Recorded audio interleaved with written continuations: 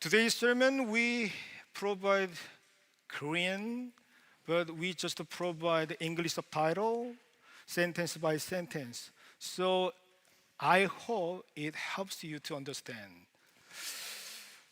오늘 우리가 함께 말씀을 보는데 한 절씩 한 절씩 영어권 분들에게는 안내하는 슬라이드가 준비되어 있습니다.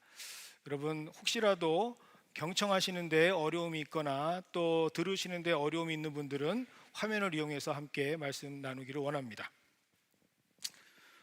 오늘 본문 말씀은 남녀노소 그리고 동서양 그 어떤 문화에도 관계없이 많은 신앙인들이 가장 사랑하는 시편으로 꼽는 시편입니다. 도대체 어떤 매력이 있기에 그리고 어떤 특징이 있기에 이렇게 전폭적인 지지를 받으면서 많은 사람들이 사랑하는 것일까?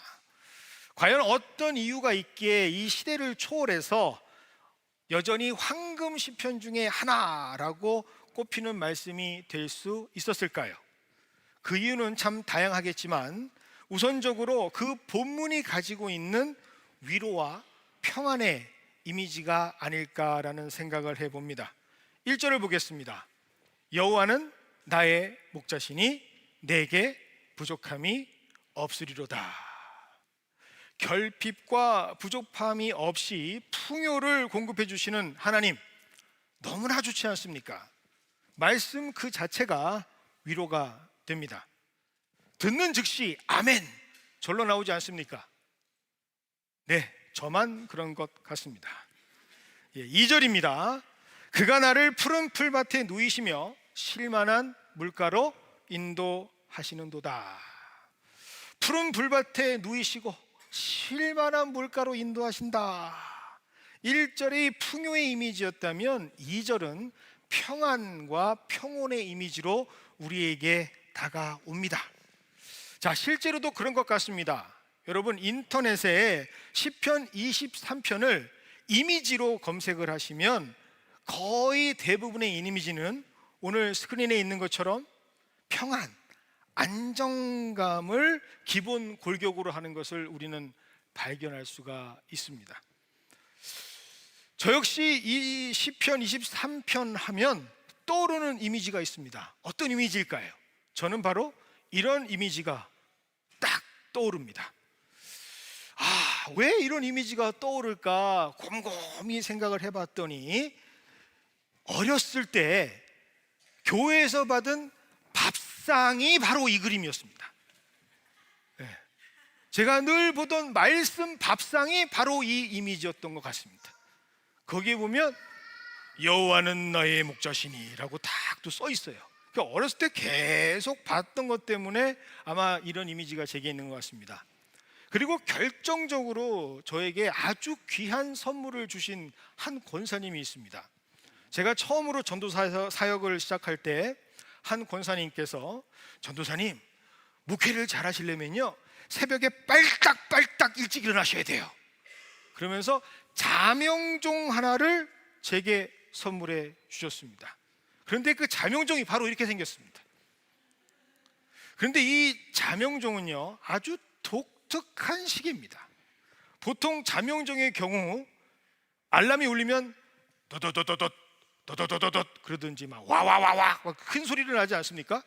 그런데 이 자명종은요 알람이 딱 시간이 되면 찬양이 흘러나옵니다. 따라라라라라 그러면서 말씀이 하나 쫙 나오는 거예요.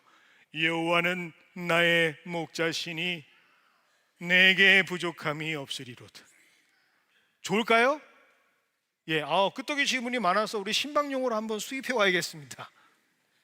그런데 그 음성이요 새벽에 듣기는 좀 쉽지 않아요. 그래서 힘들어라고 딱 끄면요 아멘 하고 딱 끝납니다. 하여튼 참 대단한 시기였던 것 같습니다. 그래서 제게는요 시편 23편 하면 다양한 이미지로 제게 다가옵니다. 많은 사람들이 시편 23편 하면 유독 좋아하는 그 이유가 뭘까? 아마 그 시편이 가지고 있는 그 자체의 힘 때문에 그런 것이 아닐까라는 생각도 해봅니다. 아무리 절망 중에 빠진 사람이라 할지라도 이 말씀을 보고 듣고 그리고 붙잡게 되면, 특별히 그것이 자신의 고백이라, 자신의 찬양이라 고백하게 되면 자신도 모르는 사이에 힘이 생깁니다. 그래서 하나님께서 내 고백처럼 나를 이끌어 주실 거야. 그래, 하나님께서는 나의 목자가 되어 주실 거야. 나를 푸른 초장과 쉴만한 물가로 인도하실 거야. 그렇게 내게 소망이 생깁니다. 그런데 말입니다, 오늘 본문이 사실 우리가 그렇게 기뻐하고 즐거워하는 이유와 전혀 상관이 없다면, 다르다면 여러분 어떻게 하시겠습니까? 만약 이 시편을 고백하는 저자의 의도와 많은 사람들이 시편을 좋아하게 된 그 이유가 상관이 없는 것이라면 여러분 어떻게 느껴지시겠습니까? 알고 보니 오늘 이 시간 시편의 주인공이 이 자리에 나와서 진심으로 전하려고 했던 중요한 핵심과 전혀 상관없이 다른 말씀들로 성도들이 오해하고 그 오해 때문에 가장 좋은 시편이라 착각하고 있다면 여러분 어떤 느낌이시겠습니까? 앞에 올라온 시편의 저자가 저 사실은 하나님께서 풍요를 주셔서 이렇게 노래한 거 아닙니다.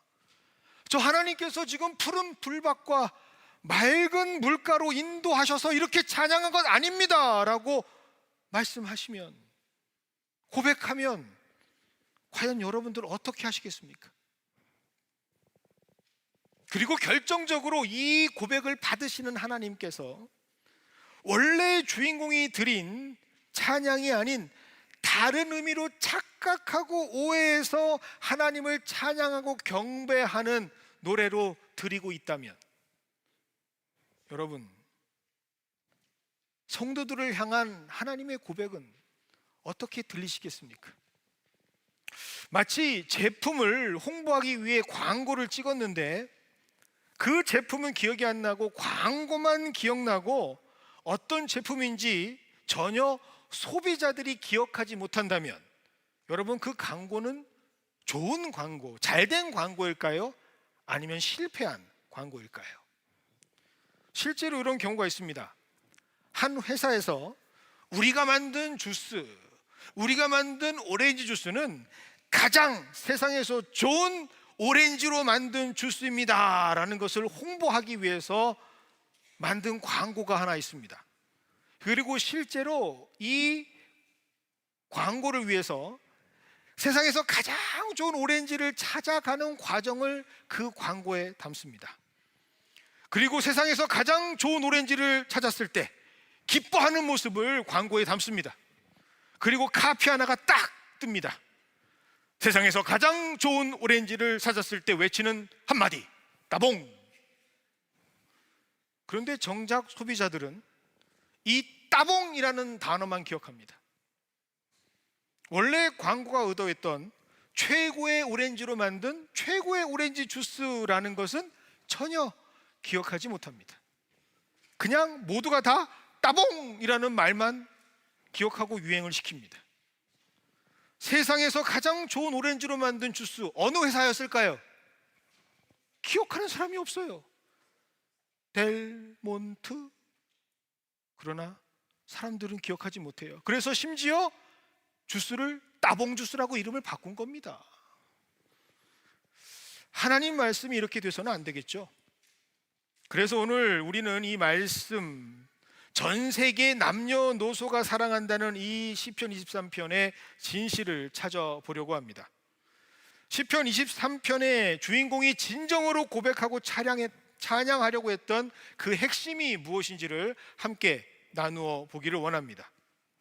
이것을 위해서 우리는 먼저 이 시편이 쓰여진 역사적 배경을 알아볼 필요가 있습니다. 먼저 이 시편은 다윗이 노년에 쓴 시편입니다. 거의 대부분의 성경학자들이 이것에 대해서는 전혀 반론을 제기하지 않고 인정을 합니다. 특별히 다윗이 사용하고 있는 표현들을 보면 풍요, 평안, 푸른 초장, 맑은 시내 같은 표현들이 많이 나와 있으니까 지금까지 자신의 인생을 뒤돌아보면서 여기까지 이끌어주신 하나님의 은혜를, 추억을 되돌아보면서 사용한 것이다, 그런 단어들을 사용해서 노래한 것이다 라고 추정하는 사람들도 있습니다. 하지만 실제 성경을 연구해 보면 이 시편은 다윗의 노년에 쓴 것은 맞지만 그렇게 감상에 젖어서 과거의 추억을 떠올릴 때 쓴 시편은 아닙니다.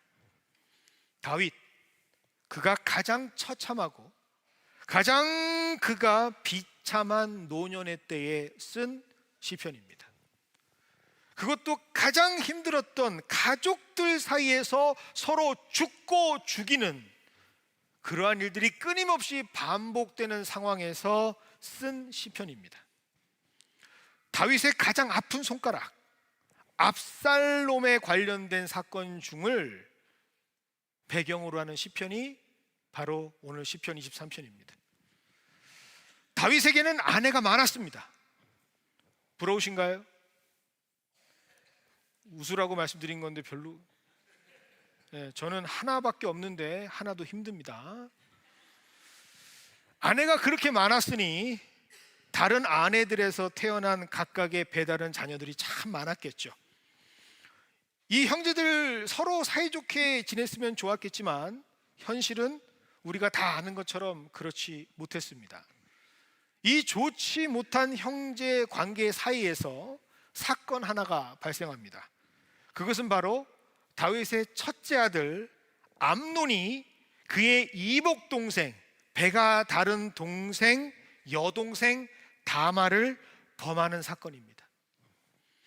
여인을 사랑의 대상으로 삼는 것이 아니라 그저 한순간의 욕정, 배출하는 대상으로 삼아서 그녀를 겁탈하고 그리고 버립니다. 정말로 있어서는 안 될 비인간적인 폭력이 남매 사이에서 저질러졌죠. 이 사실을 알고 같은 배에서 태어난 동복 오빠 압살롬은 복수를 다짐합니다. 벼르고 벼르다가 자신의 이복형 암논을 암살합니다. 이 일로 아버지 다윗과 압살롬의 사이는 점점 멀어지게 됩니다. 그래도 어떻게 형을 죽일 수 있냐, 대노하는 아버지를 보면서 압살롬은 원망하고 원망합니다. 그렇게 어긋나버린 두 사람의 관계는 점점 삐뚤어지기 시작하죠. 그러다 결국 압살롬은 넘지 말아야 할 선을 넘어버리고 맙니다. 바로 아버지를 배신하고 아버지 등 뒤에서 비수의 칼을 꽂아버리는 쿠데타를 일으킨 것이죠. 그런데 이때 정말 다윗의 가슴을 찢어버리는 아픈 일이 하나 생깁니다. 가장 믿고 있었던 사람들, 언제나 다윗을 꿋꿋하게 지지하고 힘이 되어 주었던 고향 사람 유다 지파가 다윗을 배신해 버립니다. 12지파 가운데 철석같이 믿었던 자신의 근거지, 자신의 뿌리, 고향 사람들이 자신의 아들과 결탁해서 자신을 내쫓는 앞잡이들이 됩니다. 그리고 그 앞에 제일 선봉에 누가 서느냐, 바로 다름 아닌 평생 자신과 함께 전장을 누렸던 장군들과 전우들이 제일 앞에서 다윗을 배신합니다. 가장 믿었던 사람, 이 사람만큼은 어떤 일이 있어도 내 편이야 라고 했던 사람들, 무한 신뢰했던 사람들에게 당하는 뼈아픈 배신입니다. 그렇게 믿었던 자들, 그들은 아들과 함께 다윗을 쫓아낼 때 살기 위해서 궁에서 빠져나오면서 쓴 시가 바로 오늘 시편 23편입니다. 자, 이제 우리는 이 상황을 다 알게 됐습니다. 그 배경을 이제 알게 됐어요. 자, 다시 한번 시편 23편 1절을 보겠습니다. 여호와는 나의 목자시니 내게 부족함이 없으리로다. 말이 되나요?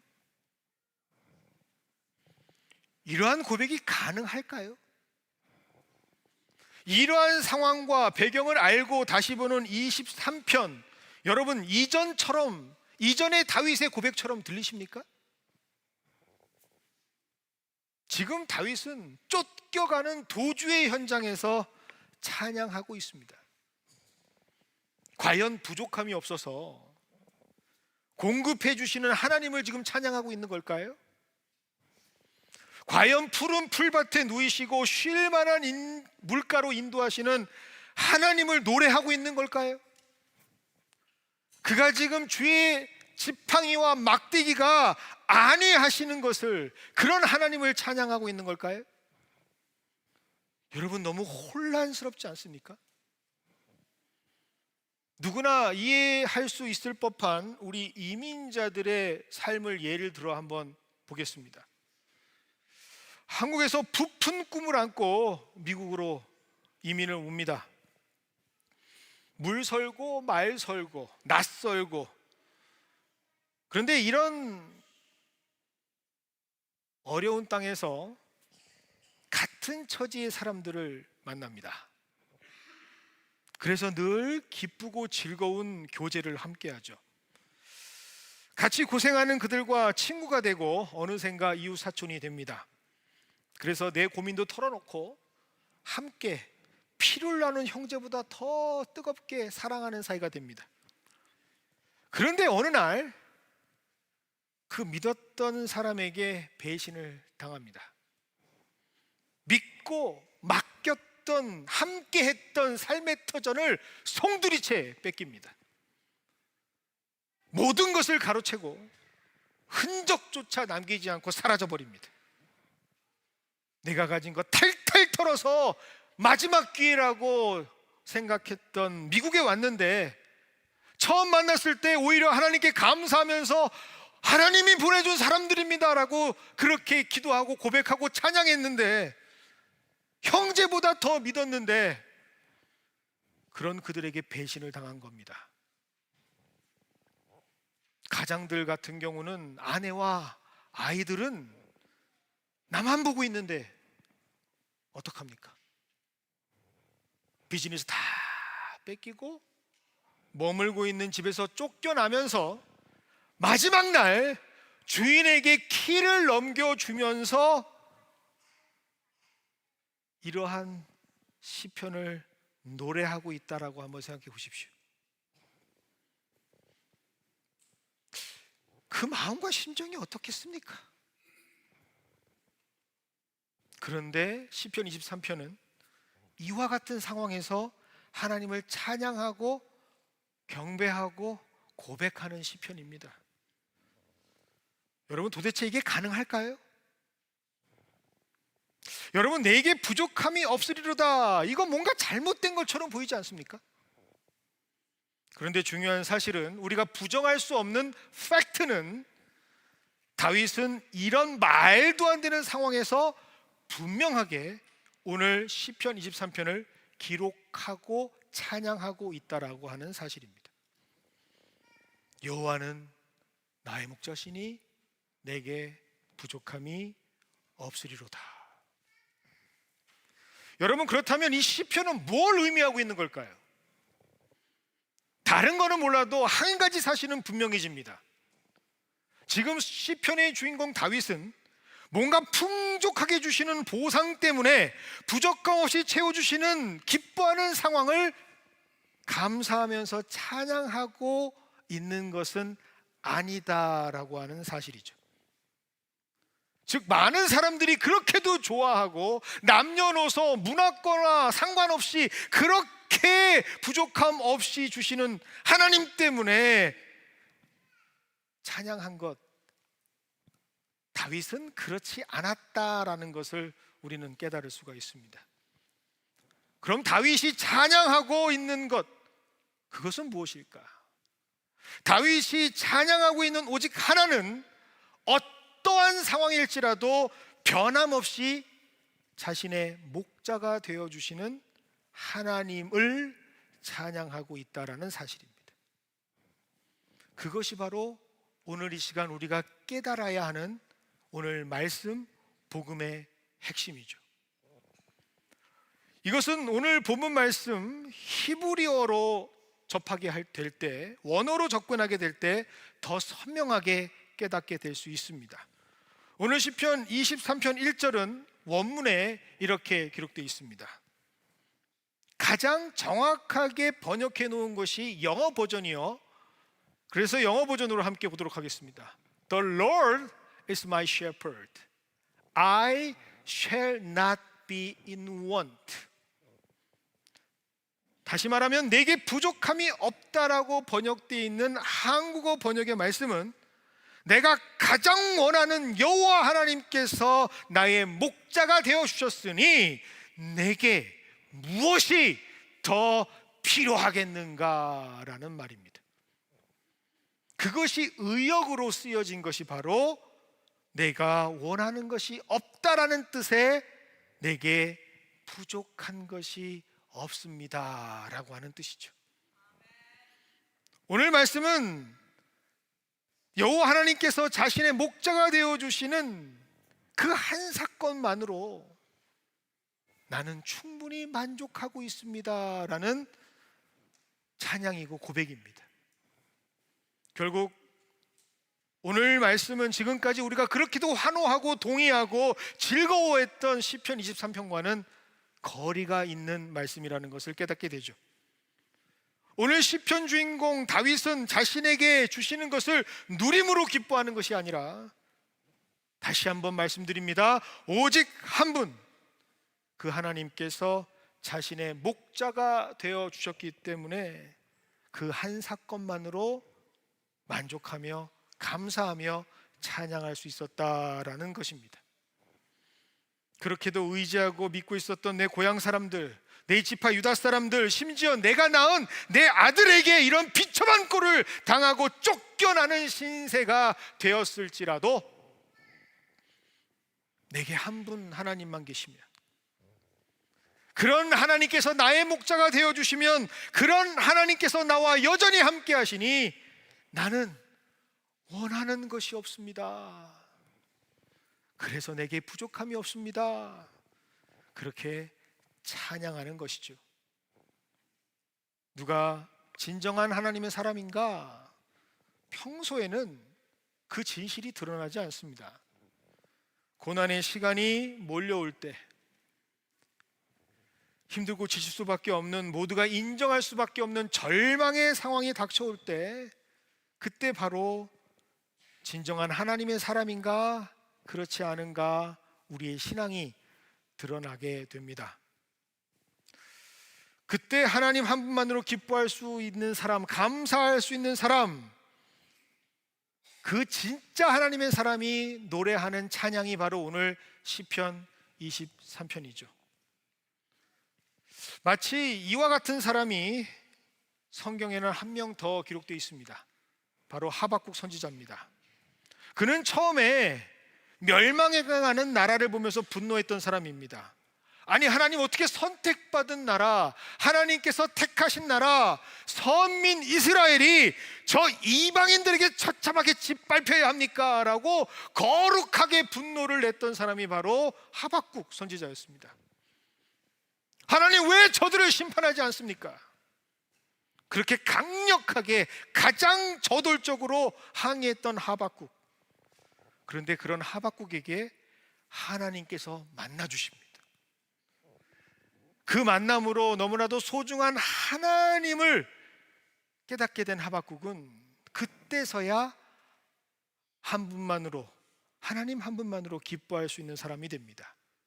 그 고백이 우리가 제일 잘 알고 있는 하박국 3장 16절, 17절, 18절입니다. 내가 들었으므로 내 창자가 흔들렸고 그 목소리로 말미암아 내 입술이 떨렸도다. 무리가 우리를 치러 올라오는 환난 날을 내가 기다림으로 썩이는 것이 내 뼈에 들어왔으며 내 몸은 내 처소에서 떨리는도다. 비록 무화과 나무가 무성하지 못하고 포도나무에 열매가 없으며 감람나무에 소출이 없으며 밭에 먹을 것이 없으며 우리의 양이 없으며 외양간에 소가 없을지라도 나는 여호와로 말미암아 즐거워하며 나의 구원의 하나님으로 말미암아 기뻐하리로다. 그렇게 하나님을 원망했던 하박국은 오히려 환난이 오는 그날을 기다리며 하나님을 찬양하며 경배하는 사람이 됩니다. 오늘 사랑하는 우리 연합장로교회 성도 여러분, 하나님께서 바로 우리들에게 말씀하십니다. 하나님께서는 지금 말씀을 듣고 있는 우리가 다름 아닌 오늘 시편의 다윗과 같이, 오늘 구약 말씀의 하박국과 같이 하나님 한 분만으로 기뻐할 수 있는 자, 진짜 하나님의 사람, 진짜 예배자, 진짜 찬양자가 되기를 원하십니다. 하나님께서는 우리가 다른 것이 아닌 하나님 한 분만으로 기뻐하고 감사하면서 하나님을 신뢰하는 또 다른 시편의 23편의 찬양자 하박국과 같은 고백자가 되기를 원하십니다. 설교를 준비하면서 생각해 봤습니다. 다윗이 쫓겨가는 그 신세, 그 마차 속에서 과연 어떤 생각을 했을까? 과연 저 왕이라고 하는 윗자리에서 한순간 나락으로 떨어진 신세가 된 다윗은 그때 그 마음은 어떠했을까? 다윗의 심정을 묵상해 봤습니다. 나름대로 인생 살면서 실패를 경험한 사람이라면 누구나 경험되는 것이 하나 있죠. 왜 내게 이런 일이 벌어졌을까라는 생각입니다. 이렇게 된 이유가 뭘까? 그 원인을 고민하게 됩니다. 내가 어쩌다 이 신세가 됐지? 내가 무슨 죄가 많아서 이렇게 됐지? 어디서부터 이렇게 꼬인 거지? 너무나도 자연스럽게 이런 생각을 할 수밖에 없습니다. 그리고 이런 생각들은 그 삶의 모든 것을 다 지배해버립니다. 그리고 그런 생각들은 때때마다 분노가 되어 몰려옵니다. 계속해서 짜증나고요, 후회되고요, 허탈하고요, 멈추지 않는 파도처럼 계속해서 쉼없이 내 인생에 몰려 들어옵니다. 그리고 이내 생각하게 하죠. 그때 그 사람 정리했었어야 돼. 그때 그거 확실히 증거를 남겼어야 됐는데, 그때 우물쭈물하지 말고 그냥 확실하게 안 돼! 노라고 외쳤어야 됐는데, 시도 때도 없이 찾아오는 그 분노 때문에 운전 중에도 울컥울컥, 설거지할 때도 울컥울컥 내 가슴을 파고듭니다. 생각하지 않으려 해도, 떠올리지 않으려 해도 불쑥불쑥 시도 때도 없이 감정의 롤러코스터를 타죠. 그러다 보면 운전하다가 사정없이 운전대를 막 때려보기도 합니다. 애꿎은 머리도 뜯어보기도 하고요, 괜히 이 사람 저 사람에게 화풀이 해보기도 합니다. 견딜 수 없는 분노를 표출하면서 그렇게 삽니다. 아마 다윗도 그러지 않았을까? 솔직하게 저는 그렇게 생각했습니다. 왜요? 제가 그랬으니까요. 저는 정말로 천국 가면 우리 다윗 형님에게 꼭 물어보고 싶습니다. 어땠어 그때? 그런데 오늘 성경 말씀을 자세히 보니까 다윗은 그러지 않았던 것 같습니다. 오히려 그 절망과 치욕의 자리에서 하나님의 은혜를 기억하고 감사하고 있습니다. 다윗은 떠올립니다. 아버지께도 인정받지 못했던 자신에게 기름을 부어주시며 왕으로 삼아주신 그날을 떠올립니다. 아마 겁없이 골리앗에게 대항하면서 나갔던 날도 떠올랐을 겁니다. 너는 칼과 단창과 그 무기로 내게 나오겠지만 나는 만군의 여호와의 이름, 지금 내가 모욕하는 이스라엘의 군대에 여호와 하나님의 이름으로 나가노라. 아니, 내가 어떻게 그렇게 할 수 있었지? 담대한 믿음을 주신 하나님을 생각하면서 너무나 귀하다, 감사하다 고백했을 겁니다. 어떤 환난 가운데서도 도움이 되어주셨던 하나님을 떠올립니다. 자신을 죽이려고 그렇게도 끈질기게 괴롭히던 사울을 피해서 결국 이스라엘의 왕으로 등극하게 됐던 그 순간도 기억했을 겁니다. 그리고 그 많은 지금까지 보여주셨던 하나님의 은혜를 생각하면서 오히려 그 절망스러운 상황이 그 마차안이 하나님을 찬양하고 경배하고 감사하는 하나님의 성전이 되었을 겁니다. 그래, 내 인생 내가 살아온 것 같이 보이지만 그게 아니었구나. 다 하나님이 인도하셨구나. 그래, 아무리 힘들어도 내게는 하나님이 계시지. 그분 하나님께서 인도하시지. 늘 그렇게 하셨듯이 지금 이 어려운 상황 속에서도 나와 함께 하실 거야. 다윗은 그 절망의 자리에서 오히려 하나님을 떠올리면서 하나님을 향한 전적인 신뢰가 회복됩니다. 그래서 그는 오늘 시편의 23편을 노래할 수 있었던 것이죠. 여호와는 나의 목자시니 내게 무엇이 더 필요하겠는가 라고 말이죠. 여호와 하나님, 그분이 나의 하나님, 곧 나의 푸른 초장이 되시고 나의 물가 되십니다. 여호와 하나님, 그분 안에서 나의 영혼이 소생되며 그가 나를 하나님의 길로 인도해 주실 줄 믿습니다. 그 하나님 때문에 내 평생이 선하심과 인자하심으로 반드시 나를 따르게 될 텐데, 하루, 이틀, 한 주, 한 달이 아닌 all the days of life, all the days of my life, 내 평생에 그 선하심과 인자하심이 반드시 나를 따르리니 어디가 되었던 하나님이 계시는 그곳, 하나님께서 나의 목자가 되시는 그곳, 내가 그곳에서 영원히 살리로다. 아멘. 그렇게 다윗은 오늘 시편의 고백을 써 내려갈 수 있었던 것이죠. 이 하나님을 향한 신뢰가, 전적인 신뢰가 회복된 다윗은 그래서 오늘 찬양자가 되었습니다. 이것이 바로 이 추수감사의 계절, 이 주일 우리 모두의 고백이 되기를 간절히 원합니다.